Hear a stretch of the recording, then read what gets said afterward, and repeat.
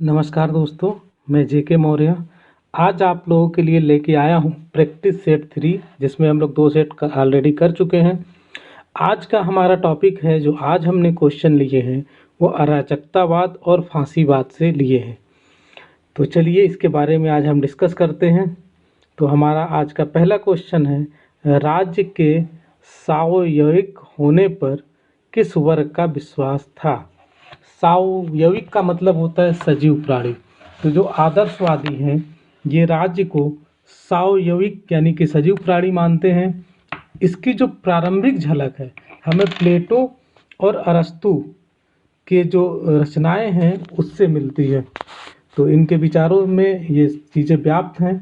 प्लेटो राज्य को व्यक्ति का बृहद रूप मानता है।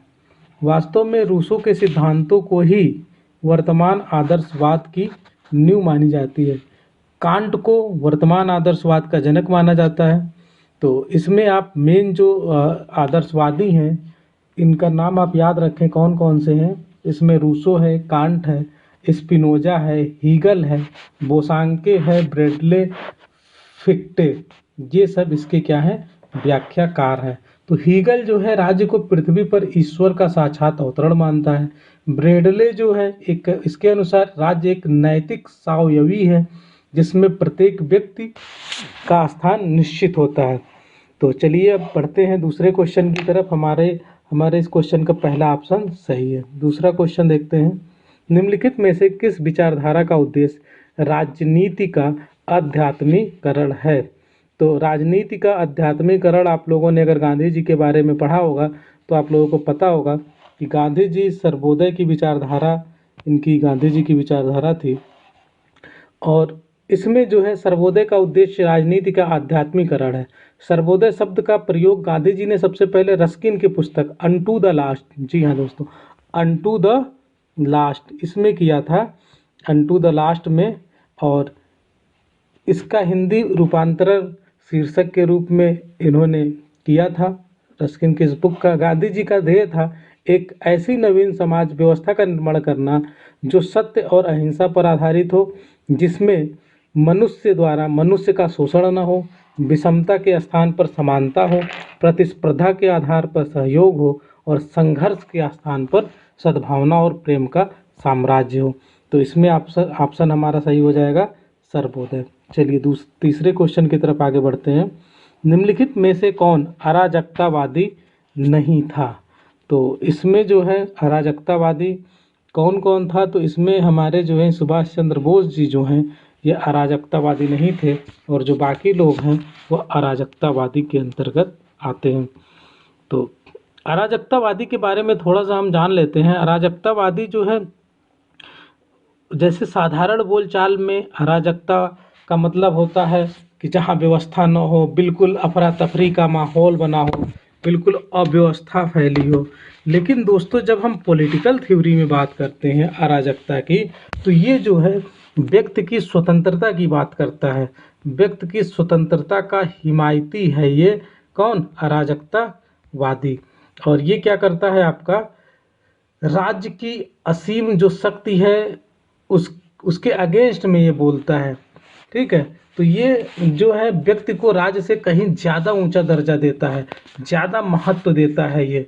ठीक है, तो व्यक्ति जो है स्वतंत्रता का प्रतीक है, राज्य जो है वो शक्ति का प्रतीक है। तो अराजकतावाद जो है इस संतुलन को व्यक्ति के पक्ष में रखते हैं, व्यक्ति को महान बनाता है, व्यक्ति को उच्च कहता है, ऊंचा रखने का प्रयत्न करता है, और राज्य का स्तर ये कहता है कि बहुत नीचे है। तो इसमें जो हमारे सुभाष चंद्र बोस जी थे वो अराजकतावादी नहीं थे। इन्होंने जो लोग हैं गांधी जी, बाकुनिन, क्रोपोत्किन, ये अराजकतावादी विचारधारा के अंतर्गत आते हैं। सुभाष जी समाजवाद के समर्थक थे, समाजवादी व्यवस्था के समर्थक थे, परंतु उन्होंने परंपरावादी मार्क्सवाद को अंगीकार नहीं किया था। उनकी हिंदू आध्यात्मवादी दर्शन की तत्वशास्त्रीय धारणाओं में इतनी गहरी आस्था थी कि मार्क्स का द्वंद्वात्मक भौतिकवाद उनकी आत्मा को कभी संतोष नहीं दे सकता था। बाकी जो लोग थे वो अराजकतावादी के अंतर्गत आते हैं। नेक्स्ट क्वेश्चन की तरफ आगे बढ़ते हैं। जो फोर्थ क्वेश्चन है हमारा, इसमें पूछा जा रहा है कि संपत्ति चोरी है किसने कहा था? तो इसमें ऑप्शन है हॉब्स, लेनिन, मार्क्स और प्रूदो। तो इसमें जो प्रूदो हैं, प्रूधो ने कहा था कि संपत्ति चोरी है। फ्रांसीसी विचारक हैं ये अराजकतावादी विचारक हैं। क्वेश्चन देखते हैं। इसमें क्वेश्चन है कि गांधी जी फांसीवाद अराजकतावादी विचारक थे। तो दोस्तों फांसीवाद नहीं थे, वो फांसीवाद के तो विरुद्ध थे, क्योंकि जो फांसीवादी हैं ये राज्य को बहुत ज़्यादा पावर देना चाहते हैं, राज्य को सर्वशक्तिशाली बनाना चाहते हैं। और गांधी जी के बारे में आप लोग जानते ही हैं कि वो विकेंद्रीकरण चाहते थे। वो राज्य को शक्तिशाली नहीं बल्कि क्या चाहते थे कि लोगों के पास शक्ति आवे और ग्रामीण स्तर तक लोगों के पास शक्ति आवे, यानी कि राज्य की भूमिका कम से कम हो। तो इसलिए जो है ये तो पहली बात, इसमें गांधी जी तो हो ही नहीं सकते फांसीवाद में। तो ये सब बातों का कोई मतलब ही नहीं, इनमें से किसी की भी तरह नहीं, ये ऑप्शन सही होगा। चलिए नेक्स्ट क्वेश्चन की तरफ आगे बढ़ते हैं। नेक्स्ट क्वेश्चन है हमारा, निम्नलिखित में से कौन सा गांधी की राजनीति के प्रतिरूप यानी उनके मॉडल का लक्षण नहीं है? तो इसमें नीति आचार, दूसरा है धर्म, तीसरा है मानवता और चौथा है सत्ता। तो गांधी जी सत्ता की राजनीति के बिल्कुल विरोधी थे। वे राजनीति को मानवता की सेवा का आधार बनाना चाहते थे। यही कारण है कि वो चाहते तो राजनीति में बड़े से बड़ा पद ले सकते थे, लेकिन उन्होंने कोई पद नहीं लिया। धर्म को राजनीति के साथ मिलाने का गांधी जी का उद्देश्य केवल इतना था कि राजनीति के नैतिक आधार को पुष्ट करना भी चाहते थे। कि मैकियावेली की राजनीति को मनुष्य के व्यक्तित्व के लिए घातक मानते हुए राज्य रूपी सत्ता के नियंत्रण में पक्ष में थे। क्योंकि मैकियावेली जो था वो कहता था कि जो पब्लिक होती है वो धूर्त होती है, चालाक होती है।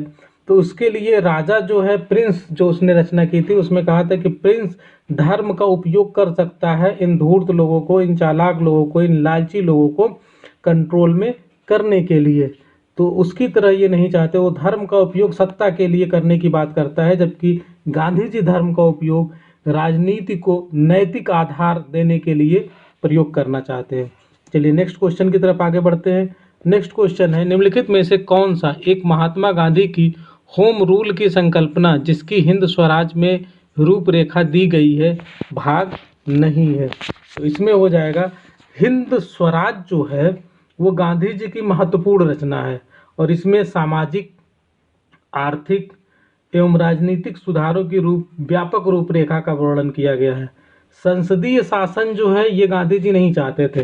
संसदीय शासन गांधी जी के लिए आलोच्य विषय था, इसकी आलोचना करते थे। इस शासन प्रणाली को उन्होंने बांझ और वेश्या तक कह डाला। हिंद स्वराज में उन्होंने संसदीय शासन के स्वरूप की चर्चा नहीं की है, तो हमारा ऑप्शन बी सही हो जाएगा। नेक्स्ट क्वेश्चन की तरफ आगे बढ़ते हैं। नेक्स्ट क्वेश्चन है हमारा, निम्नलिखित सिद्धांतों में से महात्मा गांधी द्वारा किसका प्रतिपादन नहीं किया गया है? तो महात्मा गांधी न्यायशीलता का सिद्धांत, ये इनका सिद्धांत के अंतर्गत है। पंचायती राज्य की तो प्रबल समर्थक रहे, अहिंसा के प्रबल समर्थक रहे। केंद्रीकरण की सत्ता के वो विरुद्ध थे। वो कहते थे केंद्रीकरण की जगह पे कि विकेंद्रीकरण किया जाए। विकेंद्रीकरण करने का मतलब उनका ये था कि बिल्कुल रूट लेवल तक यानी ग्रामीण लेवल तक जो पंचायती राज व्यवस्था है उन्हीं का सिद्धांत था। वो चाहते थे कि पंचायतों तक शक्ति को बांट दिया जाए, विकेंद्रीकृत कर दिया जाए। जो शक्ति है शासन की वो केवल केंद्र में न रह के उसको विकेंद्रीकृत कर दिया जाए। चलिए अगले क्वेश्चन की तरफ आगे बढ़ते हैं। नेक्स्ट क्वेश्चन है हमारा, दुनिया में प्रत्येक मनुष्य की आवश्यकता की पूर्ति के लिए पर्याप्त साधन है, न कि उसकी लालच के लिए। ये तो आप लोग समझ ही गए होंगे किसका है, ये महात्मा गांधी जी का है। महात्मा गांधी जी ने कहा था कि मनुष्य को भौतिक वस्तुओं का उतना ही उपभोग करना चाहिए जितना कि उसके शरीर को स्वस्थ रखने के लिए अनिवार्य हो। इसमें सभी की भौतिक आवश्यकताओं की पूर्ति हो सकेगी। इसी संदर्भ में उन्होंने ये बात कही थी कि इस धरती पर इतने संसाधन तो हैं जिनसे सबकी अनिवार्य आवश्यकताएं पूरी की जा सके, परंतु इतने संसाधन नहीं हैं जिनसे किसी की लालसा, लालच को शांति की जा सके। ठीक है, तो इसमें गांधी जी जो है पश्चिमी सभ्यता को शैतानी सभ्यता कहते हैं। इसलिए शैतानी सभ्यता कहते हैं क्योंकि यह उपभोक्तावाद का रास्ता दिखाकर नैतिक पतन की ओर ले जाती है। चलिए नेक्स्ट क्वेश्चन की तरफ आगे बढ़ते हैं। नेक्स्ट क्वेश्चन है अराजकतावाद है। अराजकतावाद जैसा कि मैंने स्टार्टिंग में ही बताया था, ये राज्य का समर्थक नहीं है, राज्य का विरोधी है, ये राज्य को ख़त्म करने की बात करता है अराजकतावादी। और तो ये राज्य का समर्थक तो हो ही नहीं सकता, राज्य के विरुद्ध व्यक्ति का समर्थक, चलिए ठीक है, व्यक्ति का समर्थक है, राज्य व व्यक्ति दोनों का समर्थक, मतलब ये भी नहीं हो सकता है। तो इसमें हमारा ऑप्शन क्या हो जाएगा, ये भी नहीं होगा, व्यक्ति का समर्थक नहीं, राज्य के विरुद्ध है। तो अराजकतावाद क्या है, राज्य के विरुद्ध है। अराजकतावाद दोस्तों वास्तव में वह सिद्धांत है जो मानव समाज की सारी बुराइयों को दूर करने हेतु अराजकता, एनार्की अर्थात राज्य या राज्य शक्ति के अंत का समर्थन करता है। कि ये कहता है कि राज्य की कोई ज़रूरत नहीं है, क्योंकि जो मनुष्य है मनुष्य जो है वो पूरी तरह से मूलतः विवेकशील, निष्कपट और न्यायपरायण प्राणी है। यदि समाज सही ढंग से संगठित हो तो किसी प्रकार के बल प्रयोग की जरूरत ही नहीं होगी। ऐसी हालत में सरकार निरर्थक हो जाएगी। लेकिन इनकी समस्या ये है कि ये राज्य के अंत का तो समर्थन करते हैं, किंतु यह कैसे किया जाए एवं उसके बाद कैसी व्यवस्था स्थापित की जाए, इस पर उनके विभिन्न दृष्टिकोण हैं, जिसमें साम्यवाद, स्वेच्छातंत्रवाद और गांधीवाद आते हैं। तो अब देखते हैं फांसीवाद के कुछ क्वेश्चन है, इसको भी हम लोग डिस्कस कर लेते हैं। फांसीवाद इसकी बिल्कुल विपरीत विचारधारा है। फांसीवाद जो है वो राज्य को सर्वशक्तिशाली बनाना चाहती है और वो कहती है कि जो राज्य करे वही सब ठीक है, बाकी सब बेकार है। तो निम्न में से किसने राज्य को एक साध्य के साधन के रूप में नहीं बल्कि स्वतः साध्य के रूप में माना है? तो दोस्तों अब तक जितने भी व्यक्तिवादी विचारधारा थी या इसके पहले अराजकतावादी विचारधारा थी, तो ये सब ये कहते थे कि जो राज्य है वो एक साधन है, ठीक है, और जो साध्य है वो क्या है, वो व्यक्ति है, व्यक्ति की स्वतंत्रता है। तो व्यक्ति की स्वतंत्रता के रक्षा के लिए एक राज्य को एक साध्य के रूप में बनाया गया है, माना गया, कृत्रिम संस्था है राज्य। लेकिन जो ये फांसीवादी हैं ये राज्य को एक साध्य के साधन के रूप में नहीं बल्कि स्वतः साध्य के रूप में मानते हैं। तो ये कौन सा हो जाएगा आपका, तानाशाह, जिसको फांसीवाद भी कहते हैं। चलिए अगले क्वेश्चन की तरफ आगे बढ़ते हैं दोस्तों। आधुनिक तानाशाह ने जन्म दिया है, निम्न में से सही कथन चुनिए। तो आधुनिक जो तानाशाही है उसने किसको जन्म दिया है, तो उसने जन्म दिया है सर्वसत्तावादी राज्य को। आधुनिक तानाशाही ने दो रूपों को जन्म दिया है, इनमें से फांसीवाद और नाजीवाद प्रमुख है। आप लोगों ने हिटलर का नाम और मुसोलिनी का नाम सुना होगा। मुसोलिनी ने लिखा है, राज्य की फासिस्ट संकल्पना में सब कुछ समा जाता है, इसके बाहर किसी मानवीय या आध्यात्मिक मूल्यों का अस्तित्व संभव ही नहीं है। सर्वाधिकार के अंतर्गत नागरिकों की समस्त गतिविधियों पर राज्य का नियंत्रण बना रहता है। नाजीवाद के जो प्रतिपादक हैं एडोल्फ हिटलर के विचार भी सर्वाधिकारवाद को पुष्ट करते हैं। चलिए नेक्स्ट क्वेश्चन की तरफ आगे बढ़ते हैं। नेक्स्ट क्वेश्चन है हमारा, जन लोकतांत्रिक अधिनायकवाद का विचार किसने दिया? तो इसमें दोस्तों हमारा ऑप्शन हो जाएगा पहला माओ। माओ थे, ये चीन में एक नवीन लोकतंत्र की स्थापना का विचार ये माओ देता है। वह लोकतांत्रिक एवं अधिनायक तंत्री दोनों ही गुणों वाला होगा। वह लोकतांत्रिक सर्वसाधारण के लिए होगा और अधिनायक तंत्री अब तक के शोषण वर्ग के लिए होगा। यह इस अर्थ में भी लोकतांत्रिक होगा कि जनता के हितों को ध्यान में रखकर शासन करता है, ये जनता के हितों को ध्यान में रखकर शासन करता है। और अधिनायक तंत्री इसलिए कि क्रांति के विरोधियों के खात्मे के लिए यह निरंकुश शक्ति का प्रयोग करता है। चीन में समाजवाद के संस्थापक माओ ने इसका वर्णन अपनी कीर्ति, इनकी एक कीर्ति है, एक रचना है द प्यूपिल डेमोक्रेटिक डिक्टेटरशिप, इसमें ये सारी बातें इन्होंने डिस्कस की है। नेक्स्ट क्वेश्चन की तरफ बढ़ते हैं।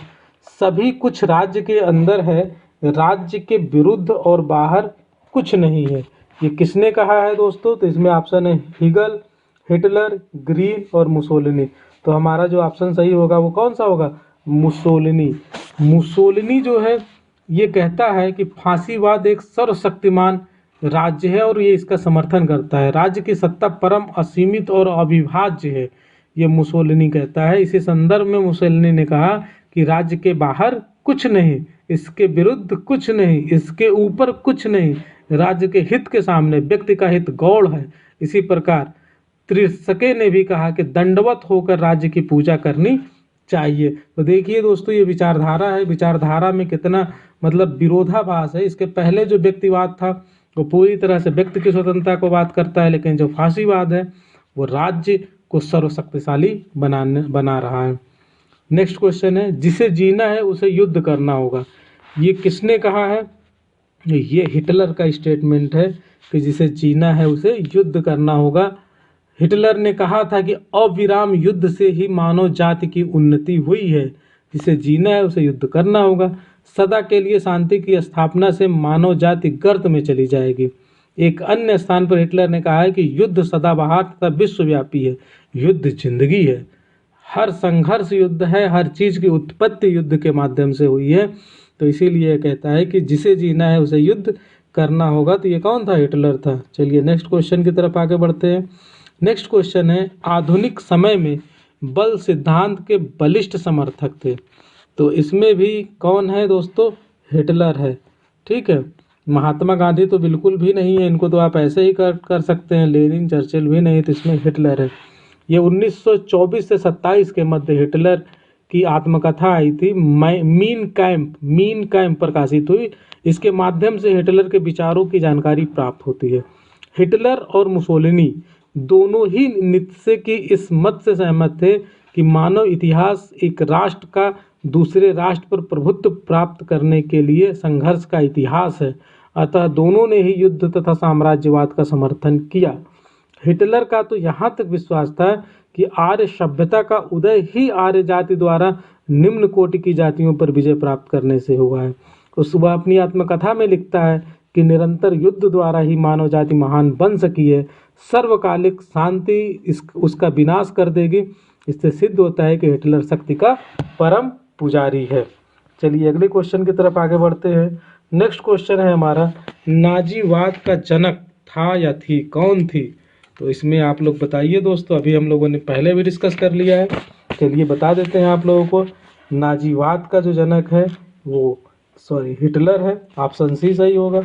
तो जर्मन है। नाजीवाद 1933 में हिटलर के चांसलर के पद पर आसीन होने से बहुत पूर्व ही सैद्धांतिक रूप में प्रकट हो चुका था। 1920 में गॉटफ्रीड फाइडर ने नाजीवाद के मूल सिद्धांतों की व्याख्या की थी और 1924 से 27 के मध्य में हिटलर की आत्मकथा प्रकाशित हुई, जिसको हम लोगों ने भी जिक्र किया। और 1930 में अल्फ्रेड रोजनबर्ग ने अपनी पुस्तक the myth of the 20th century में नाजीवाद के दर्शन की विवेचना की थी।